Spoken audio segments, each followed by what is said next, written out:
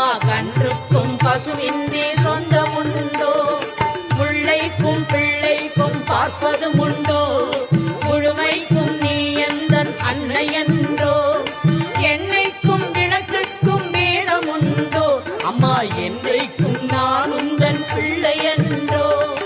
அன்புக்கே நான் அடிமையாக வேண்டும், அறிவுக்கே என் காதில் கேட்க வேண்டும், பம்புக்கே போகாமல் இருக்க வேண்டும், அம்மா வஞ்சத்தை என் நெஞ்சம் மறுக்க வேண்டும், பண்புக்கே உயிர் வாழ ஆசை வேண்டும், அறிவுக்கே நாங்கள் என்றும் பணிய வேண்டும், என் பக்கம் இவையெல்லாம் இருக்க வேண்டும், அம்மா என் நாவில் நீ என்றும் பாட வேண்டும்.